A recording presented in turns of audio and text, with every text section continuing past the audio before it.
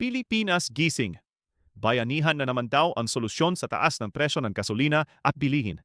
Seryoso pa sila? Galit na yung mga driver sa kalsada. Tapos puro unity pa rin ang script nila habang may korupsyon pa rin sa paligid. Tang ina talaga. Ano to? Bubuhatin natin yung mga jeepney papuntang gasolinahan para nakatitid? Kago ba sila? Gutom na mga tao? Tapos puro bagong Pilipinas pa rin ang linyahan? Nakakairita na. Easy lang. Baka naman kasi ang point is tulungan lang talaga tayo habang gulo sa Middle East.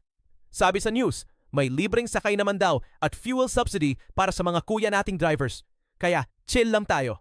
Gio, huwag kang masyadong pa-fall sa mga subsidy na yan. Kulang na kulang yan kumpara sa itinaas ng presyo ng bigas at krudo. Ang daming budget kung saan-saan napupunta. Tapos kapag gipit na, sagot ang bayanihan sa ating mga ordinaryong tao at mahihirap. True. Nakakawalang gana. Parang relasyon nyo lang ng ex nyo. Puro pangako pero nganga sa dulo.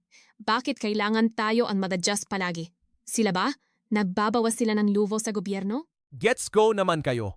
Pero isipin nyo rin, sinusubukan naman daw pigilan yung fare hike para di tayo masyadong mabaon.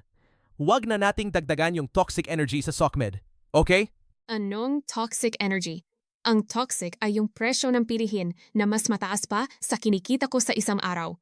Tigilan niyo ako sa bagong Pilipinas na yan kung wala namang pambili ng ulam ang mga tao. Mga buwisit. Ayun na nga eh. Buti sana kung pati sahod natin tumataas to keep up with the prices going up. Pero wala eh. Hinakayaan na lang tayo malunod, magutom at mamatay. At pwede ba? Magkaroon muna sila ng unity sa gobyerno bago sila mag-demand ng unity sa atin.